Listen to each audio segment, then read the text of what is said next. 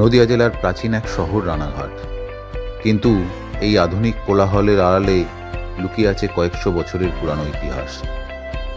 এককালে যেখানে রানা ডাকাতের হুঙ্কারে কেঁপে উঠত বন জঙ্গল, পূজিত হতেন জহুরা দেবী, সেখানে কি আজও জেগে আছেন দেবী জহুরা? কাছেই দাঁড়িয়ে আছে এক সময়ের জমিদার দে চৌধুরীদের ঐতিহাসিক অট্টালিকা। আজকের ভিডিওতে ফিরে যাব অতীতে, খুঁজে দেখব রানাঘাটের কিংবদন্তি ইতিহাসকে। সাথে আছি রথিজ ডায়েরির পক্ষ থেকে আমি রথিজিৎ। চলুন শুরু করা যাক।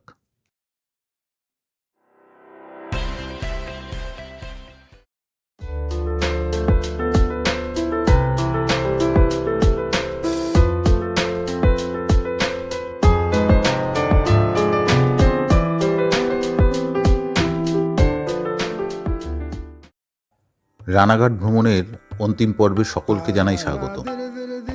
এর আগের 5টি পর্বে আপনারা যে ভালোবাসা ও আশীর্বাদ করেছেন তার জন্য আমরা আন্তরিকভাবে কৃতজ্ঞ।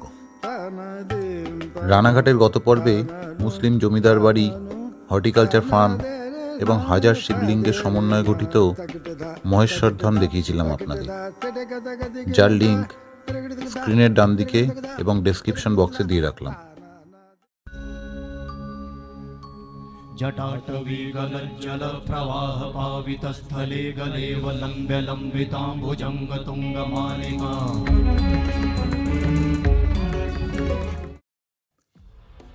দিনের বেলায় শুরু করেছিলাম কুপার্স ক্যাম্প কালীবাড়ি দিয়ে। শেষ পর্বে আস্তে আস্তে সন্ধে হয়েছে ঠিকই, কিন্তু এই পর্বেও থাকছে রানাঘাটের অতি জাগ্রত কালী মন্দির জহুরা কালীবাড়ি, যা রানাঘাটের নকারি অঞ্চলে অবস্থিত। কথিত আছে প্রায় 300 বছর আগে উত্তরপ্রদেশের এক সাধক স্বপ্নাদেশ পেয়ে দেবী জহুরা কালীর আরাধনা শুরু করেন। আরেকটি জনশ্রুতি অনুযায়ী রানাঘাটের কুখ্যাত রানা ডাকাত, যার নামেই সম্ভবত আজকের রানাঘাট, সে এই মন্দিরে পুজো করত। মালদার জহুরা কালী মূর্তির অনুকরণে রানাঘাটে এই মন্দির ও দেবীর প্রতিষ্ঠা করেন যুগল কিশোর নন্দী নামে এক ভদ্রলোক।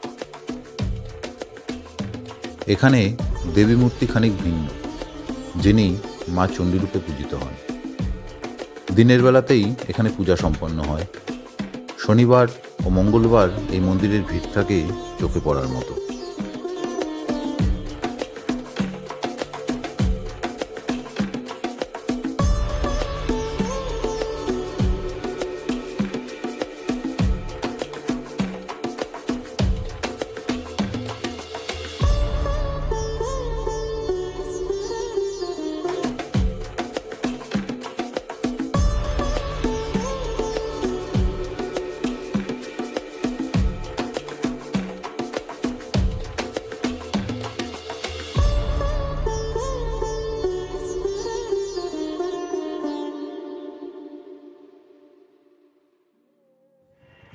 আমাদের পরবর্তী গন্তব্য দে চৌধুরী ভবন। আমরা যখন এখানে পৌঁছাই তখন সন্ধে নেমে গেছিল। আলোর পর্যাপ্ত ব্যবস্থা না থাকায় ভেতরটা পুরো ছিল অন্ধকার। এই যে প্রাসাদসম বাড়ি দেখছেন, তার পরিধি ছিল আরও অনেক বেশি, কিন্তু রক্ষণাবেক্ষণের অভাব এবং বেশিরভাগটাই বিক্রি হয়ে যাওয়ায় এর আয়তন বর্তমানে যৎসামান্যতে এসে ঠেকেছে।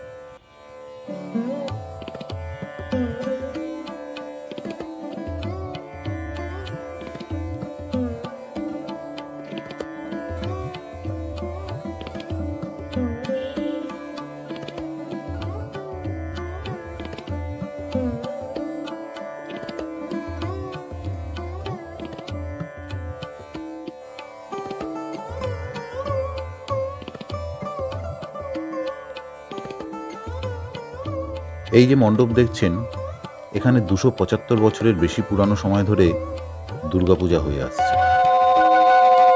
স্বর্গীয় কৃষ্ণচন্দ্র দে চৌধুরী এই পূজার সূচনা করেন। এখানে মূলত বৈষ্ণব মতে দুর্গাপূজা অনুষ্ঠিত হয়। পশু বলি এখানে বর্জিত, তবে এখানে চালকুমড়ো বা শশা বলি দেওয়া হয়। এই দে চৌধুরী পরিবারের কুলদেবতা হলেন শ্রীধর জিউ। বিজয়া দশমীর দিন প্রতিমা বিসর্জনের আগে শ্রীধর জিউয়ের আশীর্বাদ নেওয়ার প্রথা আজও অটুট। বোধন থেকে শুরু করে নবমী পর্যন্ত একটি বড় পিতলের প্রদীপ ঘিয়ের সাহায্যে অনির্বাণ শিখা জ্বালিয়ে রাখা এই বাড়ির পূজার অন্যতম বৈশিষ্ট্য, যা অনির্বাণ প্রদীপ নামে খ্যাত। প্রাচীনকালে এই দে চৌধুরী পরিবার ছিল রানাঘাটের বনেদি পরিবারগুলির একটি।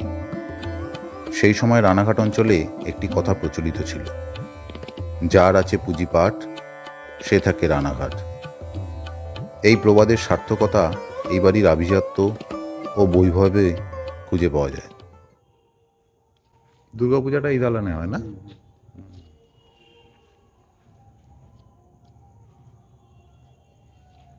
দিনের বেলা হলে আর একটু ভালো করে দেখাতে পারতাম, তো করার নেই, সময়ের অভাবেই আমাদের রাত হয়ে গেল।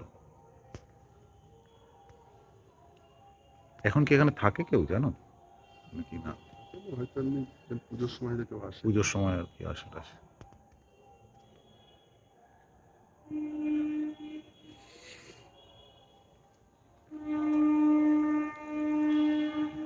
একটু কাছে গিয়ে দেখি।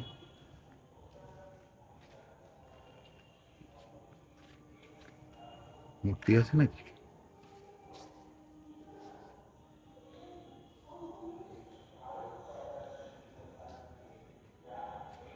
এখানটায় পুজো হয়। রানাঘাট নিয়ে এর আগে আমরা কুপার্স ক্যাম্প কালীবাড়ি, রানাঘাটের শিলা নার্সারি, দেবগ্রাম ফরেস্ট, ব্যাসপুরের রাধাকৃষ্ণ মন্দির ও ব্রহ্মানন্দ আনন্দ আশ্রম কিংবা মহেশ্বর ধাম নিয়ে ভিডিও করেছি। চেষ্টা করেছি এখানকার অফবিট জায়গাগুলো আপনাদের কাছে তুলে ধরতে। কমেন্টে জানাবেন কোন জায়গাটা রানাঘাটে আপনাদের সবচেয়ে ভালো লেগেছে। এই ভিডিওটা লাইক, শেয়ার ও সাবস্ক্রাইব করে দিতে কিন্তু ভুলবেন না। পরের পর্বে নিয়ে যাব আপনাদের খড়দার বৃন্দাবনে। খড়দার বৃন্দাবন কোথায় বলুন তো? জানলে কমেন্টে জানাবেন, না হলে অল্প ধৈর্য রাখুন, ফিরছি ডিটেলস নিয়ে। ভালো থাকবেন।